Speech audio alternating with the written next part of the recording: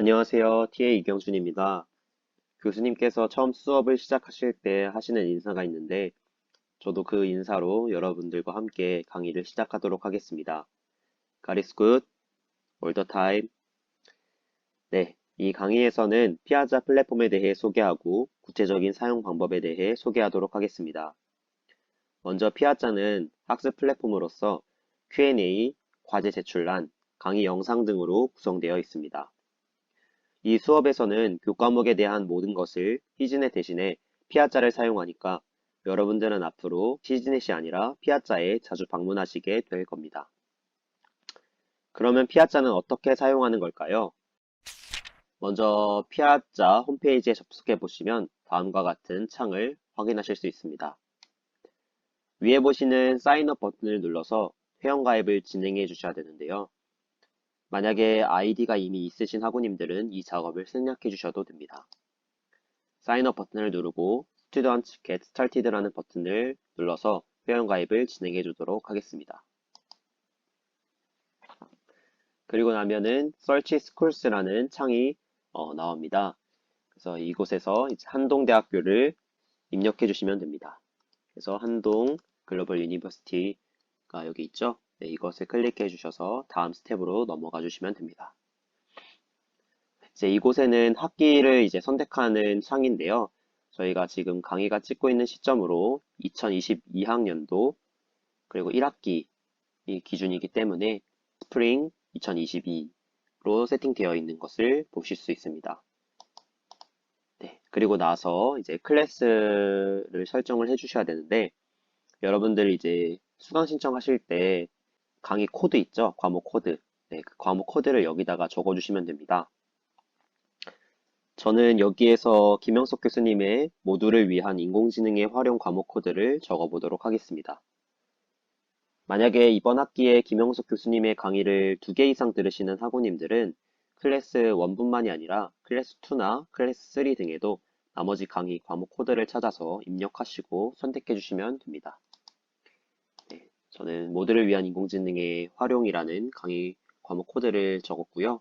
이제 여기 밑에 과목이 나오게 됩니다. 그래서 이것을 클릭하셔서 스튜던트에 체크를 하시고 Join Classes 버튼을 눌러주시면 됩니다. 그러면 다음과 같은 창이 뜨게 되는데요. 이제 이곳에서 학교 이메일을 여러분들이 적어주시면 됩니다.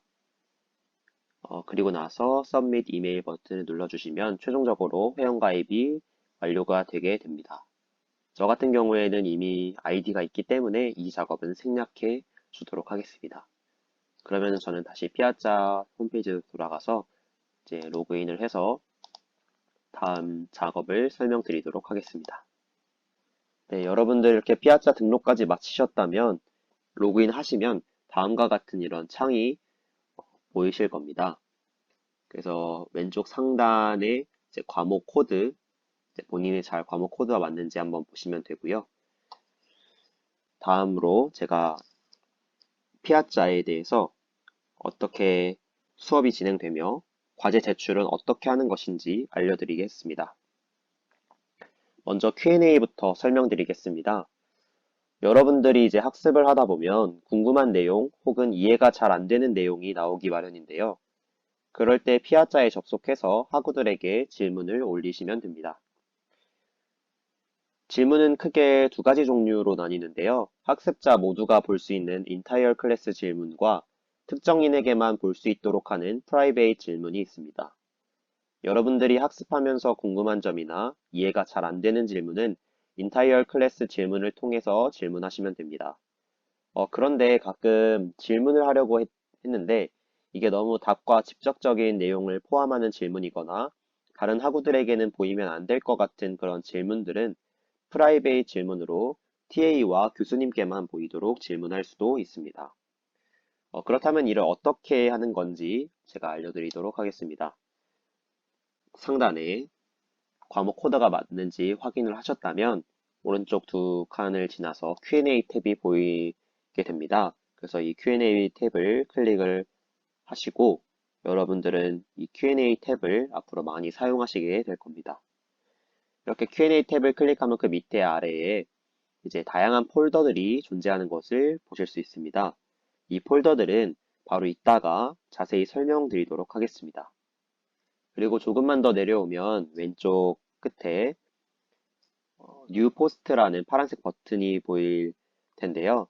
이 버튼을 클릭해 보도록 하겠습니다. 이 버튼을 클릭하면 해당 창이 이렇게 글을 작성할 수 있는 창으로 바뀌는 것을 이제 보실 수 있습니다. 가장 위에 포스트 타입이 있는데 이 포스트 타입은 해당 글이 어떠한 종류인지를 선택하는 곳입니다. 그래서 여러분들은 퀘스천에 체크를 해주시면 되고요. 그리고 나서 이제 포스트 2에서는 이제 제가 아까 위에서 설명드렸던 entire class 질문과 private 질문이 여기에서 선택 가능하게 됩니다. 이 수업을 듣는 모든 학우들에게 오픈하는 질문으로 올리고 싶다면 entire class를 선택해 주시면 되고요. 만약에 private 질문으로 해서 TA나 교수님께만 보이도록 하는 질문을 올리고 싶다면 individual student or instructors를 클릭해 주시면 됩니다. 여기 individual 버튼에 대해서 조금만 더 설명을 드리자면 이 버튼을 누르고 나서 끝나는 것이 아니라 여기에 이제 해당 창에 누구에게만 보이도록 할 건지를 입력을 해 주셔야 됩니다. 그래서 여러분들은 이 private 질문을 하고 싶다면 이 individual 버튼을 누르고 나서 입력창에 instructors를 입력하시기만 하면 됩니다. 그래서 INS만 입력을 해도 여기 밑에 instructors가 보입니다. 그래서 이거를 클릭을 하시면 여 밑에 instructors로 이렇게 나와 있는 것을 보실 수 있습니다. 여기까지 되었다면 성공적으로 instructors에게만 보이도록 설정이 됐다는 것을 아실 수 있습니다. 자, 그리고 조금만 더 내려가면은 select folders라는 부분이 나옵니다. 제가 아까 폴더에 대한 설명은 조금 뒤에 자세하게 설명드린다고 했는데 이 부분이 바로 그 폴더와 관련된 항목입니다. 이 부분은 여러분들의 질문을 어느 폴더에서 볼 수 있을지를 정하는 곳입니다. 예를 들어서 내 질문은 exercise 1과 관련된 질문이다 한다면 exercises의 EX1을 선택을 하면 되겠죠. 혹은 그 외의 질문이다 하면은 other에 체크를 하시면 됩니다. 여기서 여러분들이 보실 수 있는 것처럼 폴더들은 여러 개의 선택이 가능합니다. 이 말은 이제 여러분들이 질문을 하나 해도 그 질문을 이제 하나의 질문이지만 다양한 곳에서 동시에 확인이 가능하다는 것을 의미하니까 여러분들이 이제 올리고자 하는 폴더에 체크를 하셔서 그 질문을 올려주시면 됩니다. 자, 그리고 그 다음이 이제 썸머리 부분입니다. 이곳은 본인의 질문의 제목을 정하는 곳입니다. 그래서 내 질문의 요약이 무엇인지 이곳에 간단히 적어주기만 하면 됩니다. 네, 그리고 나서 이제 디테일스입니다. 디테일스에는 총 3가지의 에디터를 제공을 하는데요. 첫 번째는 리치 텍스트 에디터이고, 두 번째는 플레인 텍스트 에디터이고, 마지막은 마크다운 에디터입니다. 이 리치 텍스트 에디터에는 다양한 기능을 제공을 합니다. 이제 볼드나 이제 기울기, 그리고 왼쪽 오른쪽 정렬, 가운데 정렬, 그리고 이제 파일 첨부, 그리고 코드 작성 등등의 그런 기능을 정말 다양한 기능을 제공하고 있기 때문에 여러분들은 이 리치 텍스트 에디터를 사용하시면 됩니다. 그 외에 플레인 텍스트 에디터는 이제 말 그대로 그 메모장처럼 글씨만 쓰는 에디터이고 여기 마크다운 에디터는 이제 마크다운 언어로 작성할 수 있는 에디터입니다. 자, 그러면 다시 리치 텍스트 에디터를 클릭을 하고 이제 제가 한번 예시로 질문을 한번 올려보도록 하겠습니다. 서머리에 질문 예시입니다. 라는 이제 제목을 적고요. 안녕하세요. 잘 부탁드립니다. 라는 이제 내용을 적었습니다. 네, 이렇게 모든 게 마쳤다면 이제 글을 올리기만 하면 되겠죠. 밑에 이제 Post My Question to라는 주황색 버튼이 보일 겁니다. 그래서 여러분들은 이 버튼을 누르셔서 질문을 올리시면 됩니다. 그런데 질문을 올리기 전에 눈치를 채신 학우님들도 계시겠지만 왼쪽에 보면은 새롭게 나온 그런 창을 여러분들이 보실 수 있을 텐데요. 이것은 뭐냐면 여러분들이 이렇게 질문을 작성하고 있다가 이제 실수로 혹은 다른 탭을 이제 여러분들이 클릭하게 될 수도 있잖아요. 그래서 이렇게 클릭하게 되었을 때 그리고 다시 내가 아까 작성하는 곳에서 다시 글을 작성하고 싶을 때에 여기 다시 뉴 포스트 버튼을 눌러보시면 아까 작성하고자 했던 글 내용들이 여기 그대로 보존이 되어 있는 것을 확인하실 수 있습니다. 그래서 이거를 다시 클릭을 해보시면 아까 이제 작성했던 그 내용들이 그대로 보존이 되어 있는 것을 여러분들이 확인하실 수 있습니다. 예, 이걸 통해서 여러분들이 또 이제 유용하게 사용하실 수 있으니까 이것을 또한 기억해 주시면 감사하겠습니다. 네, 그리고 나서 이제 포스트 이 버튼을 눌러서 이제 질문을 한번 올려보도록 하겠습니다. 네, 이렇게 질문을 올렸고요. 이제 아까 저희가 exercise 1과 other라는 폴더 두 개의 폴더에 올렸는데 여기 보면 exercises의 EX1과 other라는 폴더에 올려졌다라고 여기 이제 표시가 되어 있는 것을 볼 수가 있습니다. 그리고 저희가 이제 프라이베이스로 질문을 했기 때문에 여기 프라이베이트하게 질문이 올려졌다라는 것을 볼 수가 있고요. 그리고 아까 이제 위에 폴더가 있었죠. 이 폴더에서 이제 저희가 exercise의 EX1에다가 올렸기 때문에 EX1을 이렇게 클릭을 해보면 이제 EX1 폴더에 올린 글들이 이제 쭉 앞으로 나오게 될 겁니다. 그래서 그런 것들 함께 열람을 할 수가 있는 거고요. 여기 필터링 on에 이렇게 되어 있는 거를 X를 누르면은 다시 원래대로 이렇게 돌아오게 됩니다. 네, 별로 어렵지 않으시죠? 만약 entire class로 질문을 올렸다면 내가 아닌 다른 사람도 그 질문을 볼 수 있게 됩니다. 그러면은 그 질문을 본 사람 중에 누구든지 답변을 달 수가 있겠죠. 또한 좋은 질문이거나 좋은 답변이라면 여기 보이는 good question을 이제 눌러서 좋아요 같은 느낌으로 이렇게 good question을 이렇게 할 수가 있습니다. 여러분들 이렇게 많은 질문을 또 하시고 또 질문에 답변도 많이 다셔서 이런 것들을 이제 여러분이 많이 하신다면 다 이게 학습 참여도 점수에 포함이 되기 때문에 교수님께서 이제 학기 말에 이것들을 환산해서 엑스트라 포인트를 주신다고 합니다. 그래서 여러분들이 배워서 남주자라는 한동대학교의 가치를 마음껏 뽐내시기를 바랍니다. 자, 그러면은 다음으로 이제 과제 제출에 대해서 설명드리도록 하겠습니다. 과제 제출도 역시 먼저 왼쪽 상단에 있는 뉴 포스트 버튼을 눌러서 이제 글을 작성하는 곳으로 가야 합니다. 네, 그리고 이제 포스트 타입을 퀘스천으로 바꿔주도록 하겠습니다. 그리고 나서 중요한 것은 바로 이 포스트 2인데요. 네, 이 부분이 정말 중요합니다. 왜냐하면 과제 제출은 다른 학우들에게 답 유출을 피하기 위해서 다 프라이베이트하게 제출을 해야 합니다.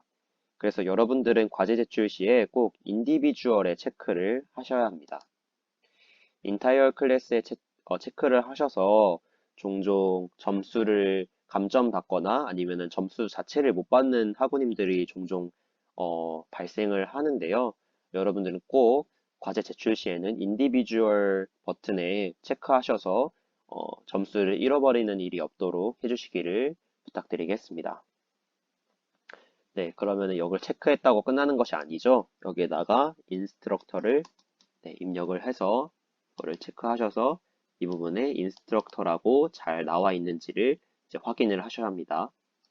네, 그리고 나서 이제 내 과제가 엑서사이즈에 만약에 엑서사이즈 2와 관련된 과제다. 그러면 EX2에 폴더에 체크를 하시고 그 다음에 이제 썸머리 부분인데요. 아까 이제 질문 같은 경우에는 질문의 제목이라든지 아니면 질문의 요약을 서머리에다 적었는데 과제 제출 같은 경우에는 그것과 달리 이제 여러분들의 학번과 이름을 이제 적어 주셔야 합니다. 그래서 과제 제출할 때는 이제 학번과 이름을 이렇게 적어 주시면 됩니다. 네, 그리고 이제 과제물을 또 업로드를 할 수가 있잖아요. 그럴 때에는 이제 리치 텍스트 에디터를 이용을 해서 과제물을 업로드 할 수가 있습니다. 이제 이 부분에 보이시는 이제 네모 박스의 화살표 모양의 아이콘을 클릭해서 과제 파일을 업로드 하실 수 있습니다. 네, 그래서 이거를 클릭을 해서 한번 과제물을 업로드 해 보도록 하겠습니다. 이거를 클릭하시고 업로드 어 뉴 파일이라는 이제 버튼을 누르셔서 이제 파일 하나를 이제 업로드 해 보도록 하겠습니다.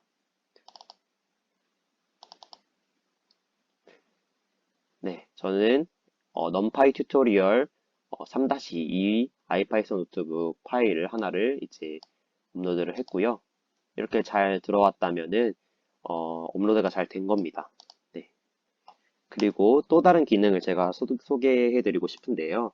이제 또 Q&A와 관련돼서 이제 질문을 할 때에 코딩, 본인이 했던 그런 코드와 관련된 그런 질문들도 하고 싶을 때가 있잖아요. 그럴 때는 여기에 있는 이 코드 블락이라는 그런 아이콘이 있습니다. 그래서 이거를 누르시면은 이렇게 이제 회색 박스가 나오는데 이곳에다가 코드를 입력을 하시면은 어, 나중에 질문을 올렸을 때 상당히 이제 가시성이 좋게 그 코드를 볼 수가 있거든요. 그래서 여러분들은 이 코드 블락도 잘 이용을 하신다면 질문을 올릴 때 좀 더 수월하게 올리실 수가 있을 겁니다. 네, 그래서 이런 기능도 있다라는 거를 여러분들께 알려드리고 싶고요. 네, 그래서 이렇게 과제물을 잘 올렸다 하면은 아까와 마찬가지로 포스트 마이 퀘스천이라는 주황색 버튼을 눌러서 제 과제를 잘 제출해 보도록 하겠습니다.